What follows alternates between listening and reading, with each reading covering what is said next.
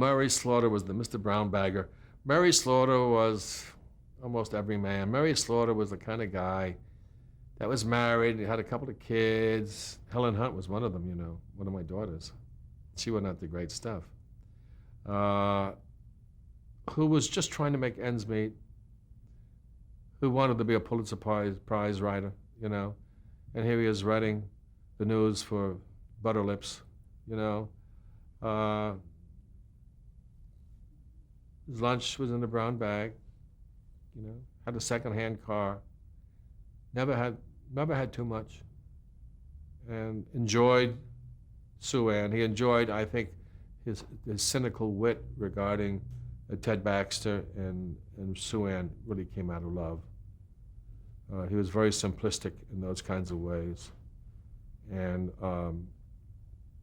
had a wonderful wife that he was very true to. He thought at one time he could have an affair, with this woman that shows up. And he goes over and they play the piano and sing "Strangers in the Night" together, and then they come close to kissing in the audience. I'll never forget. It was like our third or fourth year that show happened, and they went no, because Murray was going to kiss Barbara Barry, this fabulous actress.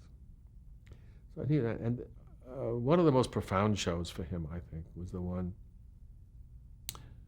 besides Chuckles, which was the greatest, was when he was in love with Mary.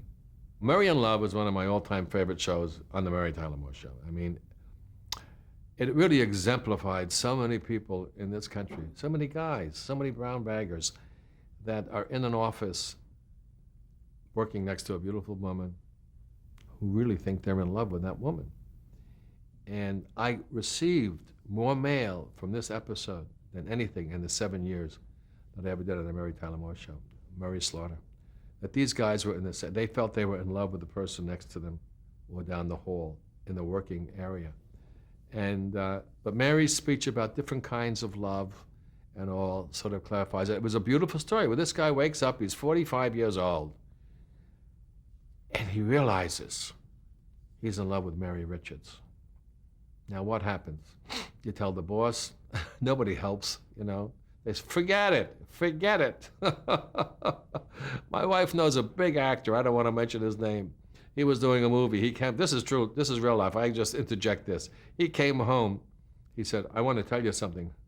I'm in love with my leading lady, I'm going to leave.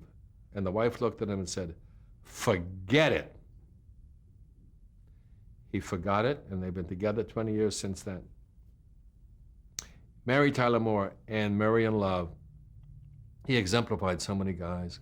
And I had no idea about it when we did it. You just do your show, you just do your part and do it and hope it turns out right.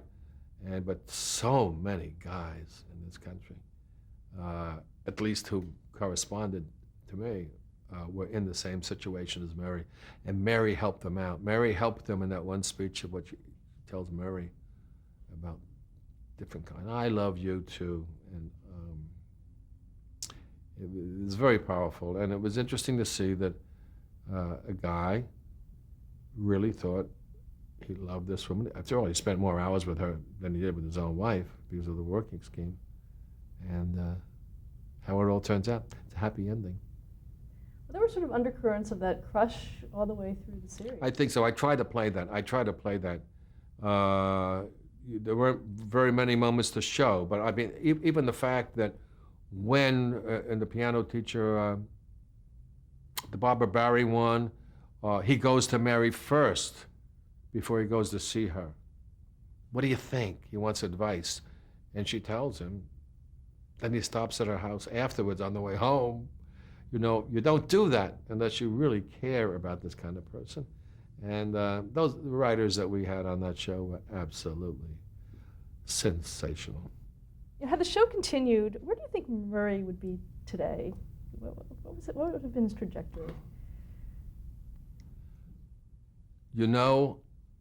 If the show had continued and Murray was still there, boy, that's a lot of years. So figure, well, I think he'd be retired. I think he'd be running probably a little theater group in Minneapolis because there are so many there. That's one of the best theater towns in the country. And I think he probably, because he would be 70 years old, and so I think he probably would have retired from WJM, and he probably would have this theater group and would be very, very happy creating shows, writing shows, producing shows, doing shows in this little small area, and he probably would be a lot happier than he was at WJM.